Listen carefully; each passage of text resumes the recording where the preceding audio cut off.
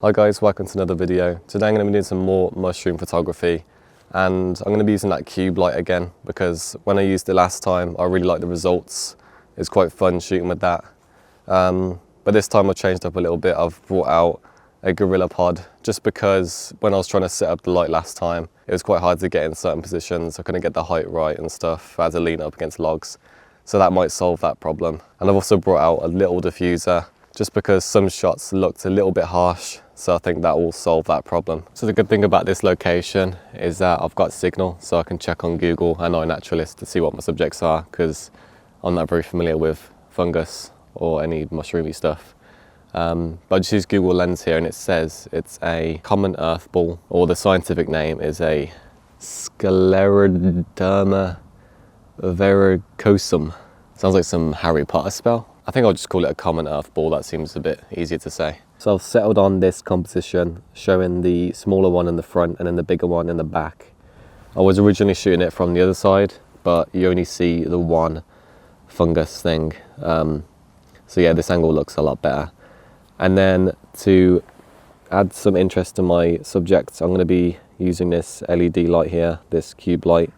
And that will just add like an edge light and shape my subject to make it pop from the background. So we'll play around with this and see what we can work with. My goal with most photographs like this is to have the subject in focus and everything around it out of focus. And sometimes you get leaves just in the foreground that are in focus and are a bit distracting. So usually I spend a little bit of time just removing that.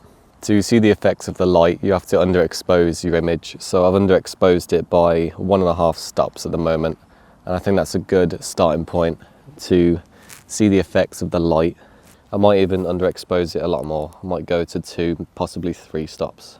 All right, so I'm pretty happy with the lighting now. So I'm gonna focus just before the subject starts. And then I'm gonna press the shutter once I'm happy, and that will start my focus bracket. And then when I've got enough shots, I will press the shutter again to end my focus bracket. So there we are. We're not very magnified, so it only took a few shots. When you're more magnified, you need a lot more shots to focus bracket. So I'm actually going to photograph the same subject again because I've never really seen this sort of subject and I thought I'd make the most of it.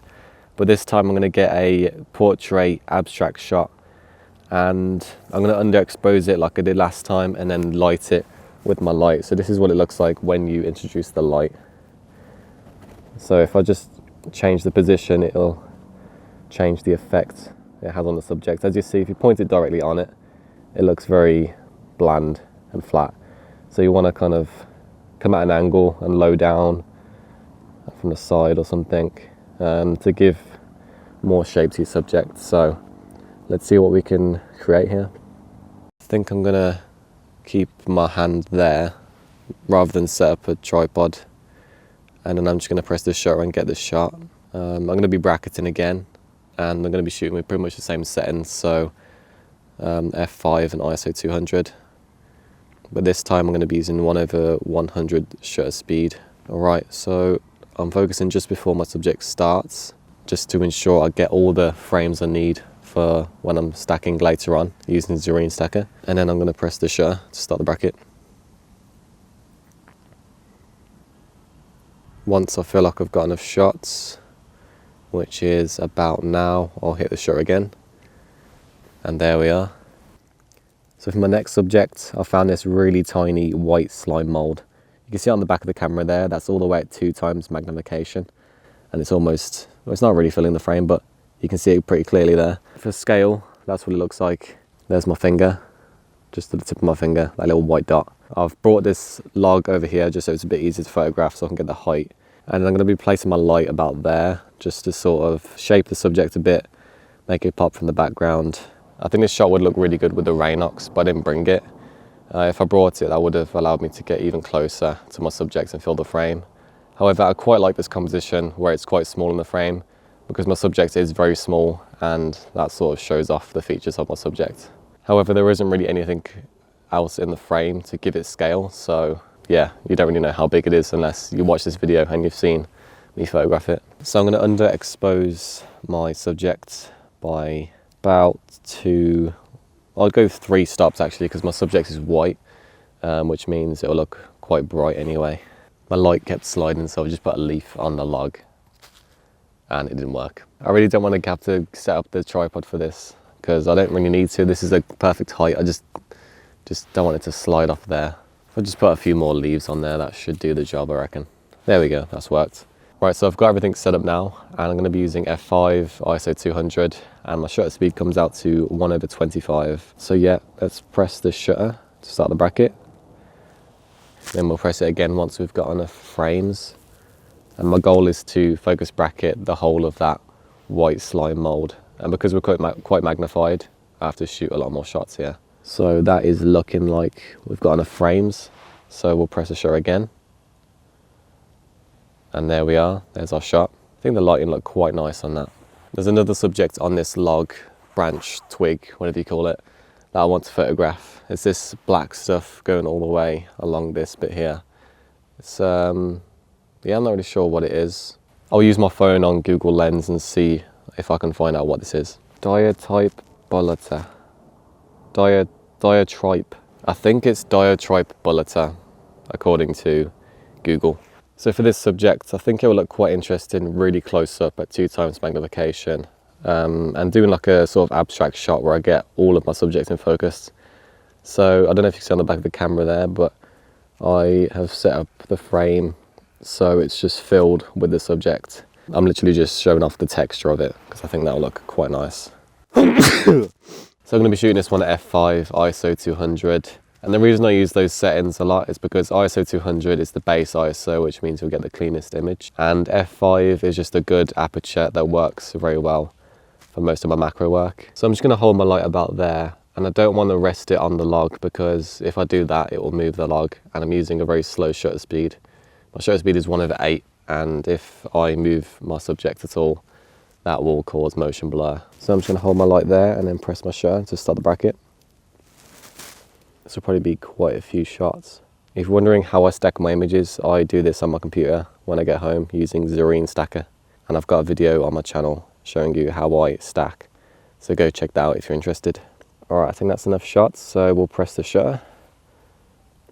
And there we are.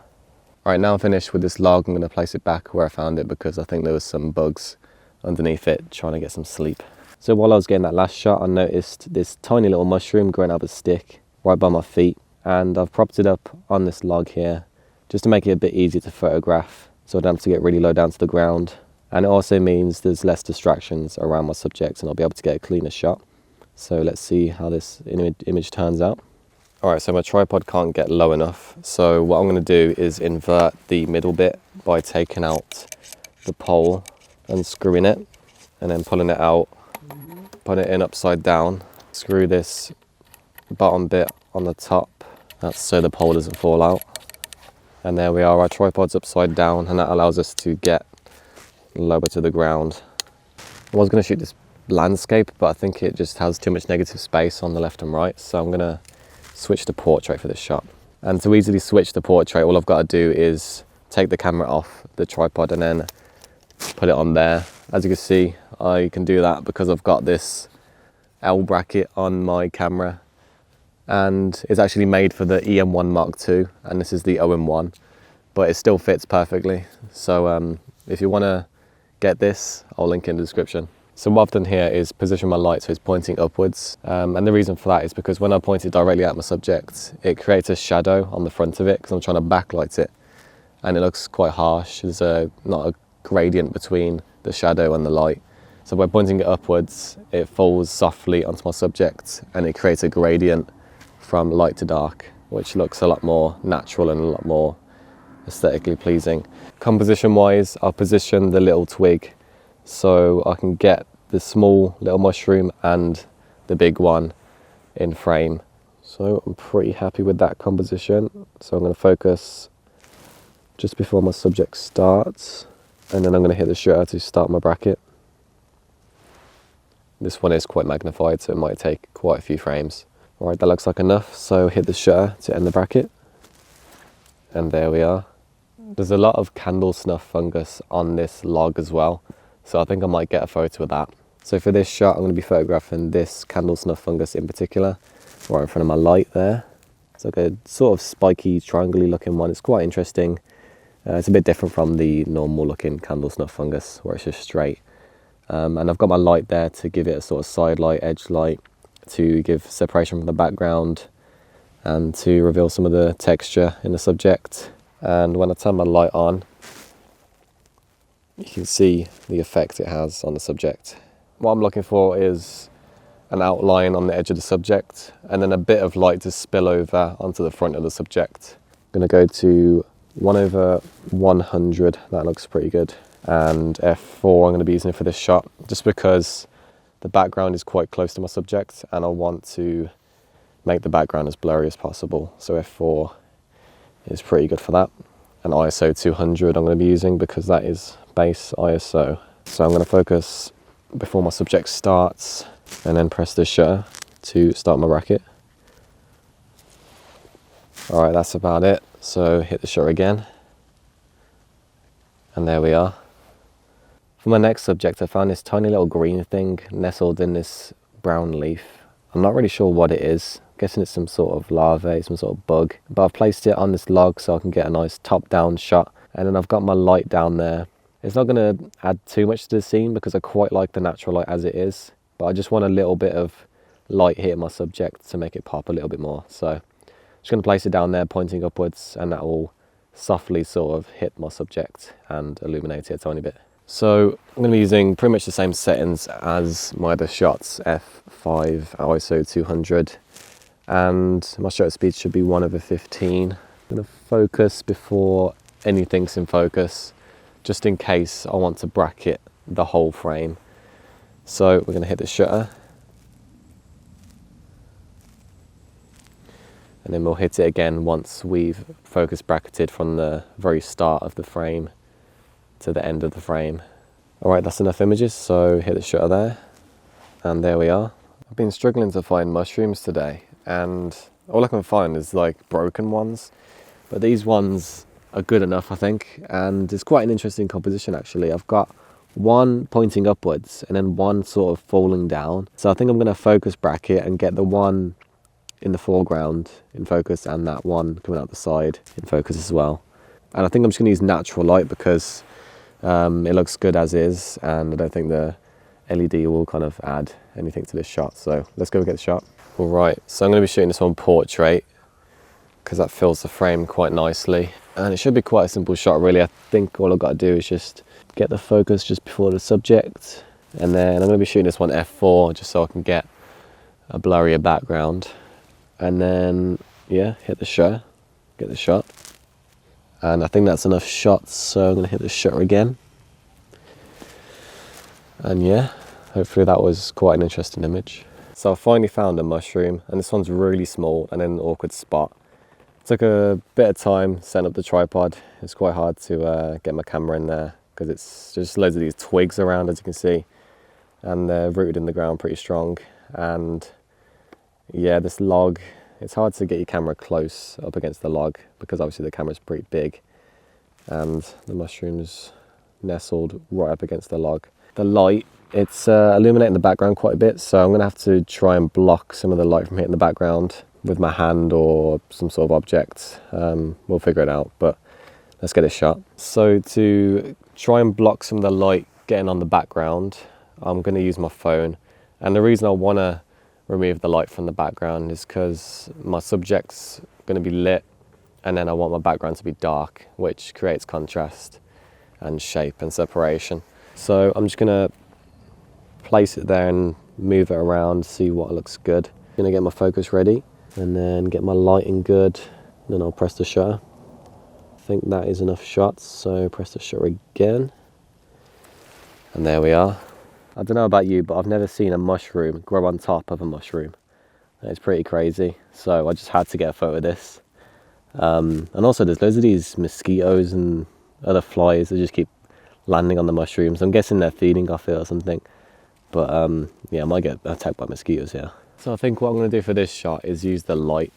I wasn't going to use the light, but the scene around it is quite distracting, and even when I'm using f4 and trying to get a blurry background, it's just not enough to get rid of the distractions. So I'm going to introduce the light into the scene, And because these mushrooms are quite big, I'm thinking I can hide the light behind the mushroom. Even if it is in the shot, I could take another shot and then composite the image where it's lit into a shot, if you know what I mean, to remove that light from the scene. I think my light's on low battery, so I've got to be quick. So I'm going to press the shutter and then I'll press it again once I've got enough images. So that looks like enough. Press the shutter there. There we are. And then I'll just get one with the light at the side so it's not in the shot. And then what I can do then is merge those two images in Photoshop so you won't see the light in the background of the first shot. There we are, that's enough images. Press the shutter again. And there we are, that's a pretty good image. There'll probably be a lot of post-processing involved in that shot just because the light was visible in the background, which means I would have had to do some Photoshop to remove that. I'm going to call today's video there. Got quite a few interesting shots today and some new subjects, so I think it was quite a successful photo walk. And if you want to know what gear I shoot on, I'll link all of that in the description, and those will be affiliate links. So if you buy through them, I'll get a small commission at no extra cost for you, which helps support the channel. But with all that said and done, I'm going to end today's video here. So if you've enjoyed, make sure to leave a like, subscribe, share, comment, all that good stuff, and I will see you in the next video. Bye.